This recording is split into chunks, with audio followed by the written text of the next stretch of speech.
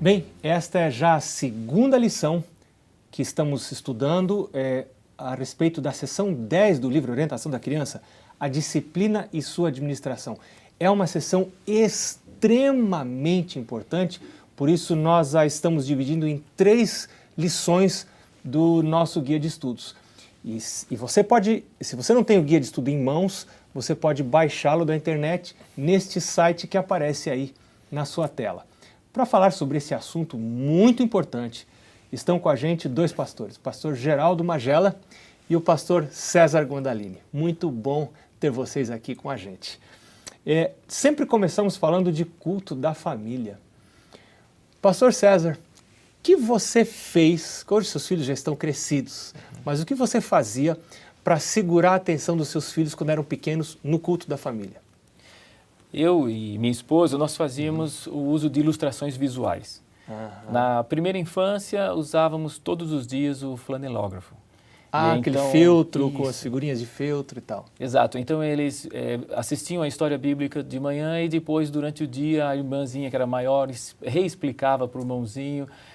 Vocês deixavam eles brincarem com os feltros? Deixávamos. E depois, na segunda infância, passamos a usar ilustrações de papel, ilustrações montadas. Compramos painéis grandes, tínhamos 100 ilustrações de histórias bíblicas. Nossa. Cada dia usávamos uma ilustração e contávamos uma história. Eu vi meus filhos melhorarem a leitura em voz alta, lendo na Bíblia. Cada dia eles tinham a oportunidade, depois que aprenderam a ler, de ler a história. E então nós contávamos. Isso é muito importante. Na nossa casa fizemos isso também.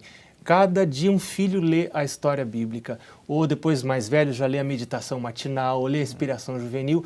Isso vai ajudando na leitura e o filho se torna participante do culto, né? Exatamente. Muito obrigado, muito obrigado.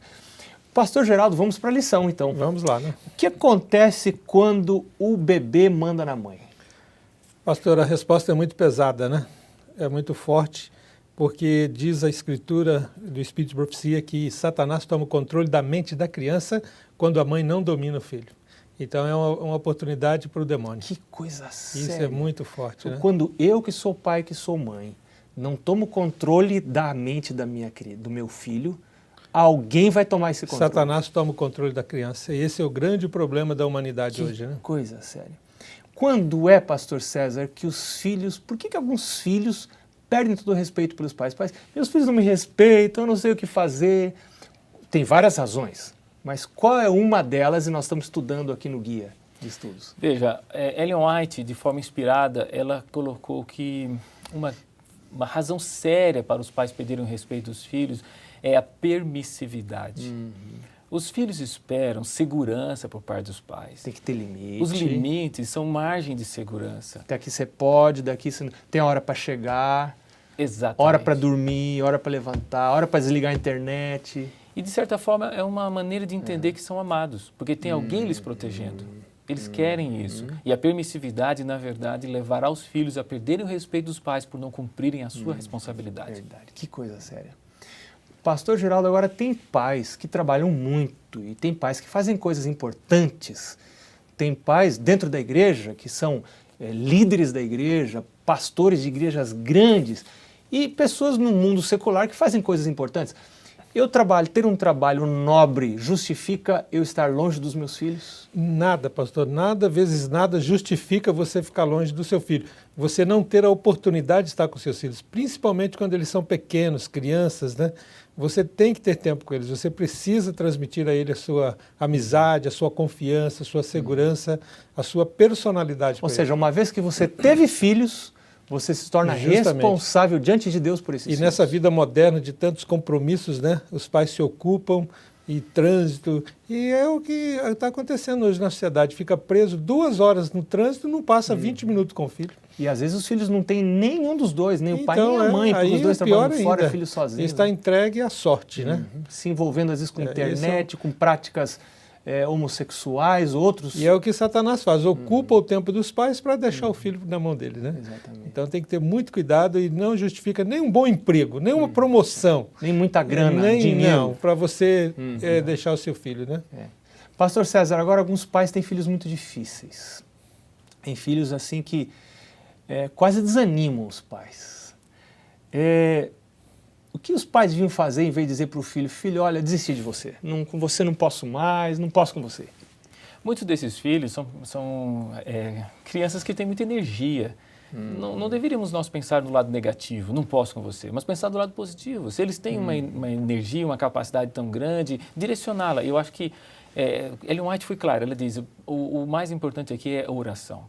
É realmente reconhecer que precisamos de Deus. Ou seja, um filho difícil é um chamado de Deus à oração do pai e da mãe. Sim. Pode ser uma ajuda na minha vida espiritual isso. E na língua portuguesa tem uma palavra que deixa isso muito claro, né? Pirraça, né? Pirraça não pode dominar o pai. O pai tem que dominar a pirraça do filho, senão aí ele vai criar um demônio dentro de casa. E o primeiro instrumento disso é a oração do pai e da mãe. A oração nunca truculência, nunca força, né? A oração não é a preparação para a batalha, a oração é a própria batalha. A própria batalha. É ali que a gente sai com a vitória.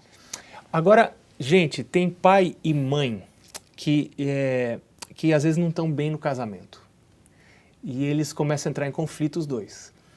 E aí o pai começa a tirar a autoridade da mãe diante dos filhos e a mãe começa a tirar a autoridade do pai. Esse teu pai está mandando coisa que não tem nada a ver, essa tua mãe está mandando coisa que não tem nada a ver. O que acontece com o filho quando aparece esse tipo de situação dentro de casa? Isso é a famosa brincadeira cabo de guerra, né? Um puxa para um lado, outro puxa para o outro. É a crise de autoridade.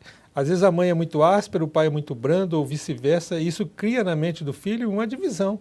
Ele fica perdido, né? O pai deixa o que a mãe proíbe, a mãe deixa o que o pai proíbe. Aí fica afagando o filho, ou então sendo conivente com o menino, com a criança, em detrimento da autoridade do outro, né? E isso não pode acontecer. Se existe uma divergência de opinião, que seja conversada à parte, em silêncio, longe da criança. Mas nunca, jamais na frente dela. Nunca deve descaracterizar a autoridade do outro. E o texto diz aqui, se o pai e a mãe continuam fazendo isso, a criança vai ser arruinada. Estraga o filho, É a né? ruína do filho, o pai e a mãe fazer isso. Então, eu preciso apoiar minha esposa, ainda que eu não concorde com ela. Então, eu vou, como você falou, eu vou discordar em particular. E isso está em complemento com aquilo que ele diz. Agora, a pergunta anterior, né? A criança é muito rebelde, né? Ela tem que ter autoridade branda, com carinho e amor, nas duas pessoas, pai e mãe. E isso vai transmitir educação, disciplina, né? Verdade. A melhor coisa que nós podemos fazer aos nossos filhos, a melhor coisa que um homem pode fazer aos seus filhos é amar a mãe deles. Meu pai falava isso. E é uma antiga frase mesmo. verdadeira. E amor é uma decisão da vontade. Eu decido amar minha esposa, dependente do que aconteça lá dentro de casa. E se quero demonstrar esse amor, não vou quebrar a autoridade dela. Não vou quebrar a autoridade dela. Agora, pastor César, até que época Deus espera que os filhos sejam submissos à autoridade e ao domínio dos pais? Isso é muito sério. Isso é uma pergunta bastante séria. Especialmente quando nós vemos o comentário claro da senhora White, de uma forma inspirada, ela dizendo, enquanto este filho estiver morando debaixo do teto dos pais. Puxa vida. Antes de sair de casa, enquanto mora ali com os pais, as regras da casa são as regras dos pais. Cabe ao pai explicar isso para o filho, com amor, é claro, mas também com uma certa firmeza, de que deverá fazer o culto, participar do culto, estar indo na igreja, ler a sua Bíblia, ler a sua lição. Cabe aos pais fazerem isso. Tem pais que pensam que se fizerem isso, vão perder os filhos. Mas a verdade é que vão perder os filhos se não fizerem isso. Né? Tem que fazer, como você disse, com amor. Foi o que meu pai fez comigo. Sabe qual é a fase mais difícil? É a adolescência, né? Então eu vou dizer uma coisa. Os adolescentes não estão preparados para tomar todas as decisões na sua vida. Algumas decisões dos nossos filhos nós temos que tomar por um tempo por eles. Exatamente. E dando autonomia devagarinho. Sim. Né? Se a gente der muito depressa, eles vão correr risco. E se algum filho achar que a casa é muito dura, o pai é muito severo e ele quiser fugir de casa, pastor Geraldo, o que faz? Não, filho... Eu dou risada dessa pergunta aí, porque quando eu era criança, meu pai e minha mãe nem sabem disso até hoje, eu fugi de casa. Eu fiquei chateado lá com alguma coisa, eu lembro que eu fugi, era um domingo, assim, eu saí andando, eu vou embora dessa casa, aí o tempo foi passando, fiquei com fome, aí eu me arrependi e voltei para casa. Mas é a verdade que às vezes o jovem quer fugir. Mas você quer fugir, que fuja. Que ele aprenda lá na rua que tem um preço, que tem um custo, né? A vida custa. A vida é cara. E nada é de graça, e né? O pai do filho pródigo na Bíblia... Ali está o modelo. Ele nunca diz para o filho, não, filho, fica o mudo aqui, ele faz o que você quiser para você ficar. Filho, você quer ir? Vai, né? Tem um ditado que diz assim, se você tem um passarinho na mão fechada, ele não é seu. mas se você abrir a mão e ele não... permanecer na sua mão, então ele é seu. Né? Então, isso é muito importante. Muito obrigado pela participação de vocês. Muito obrigado por você acompanhar a gente aqui no Adoração em Família de hoje. A gente volta no próximo programa. Leia o livro!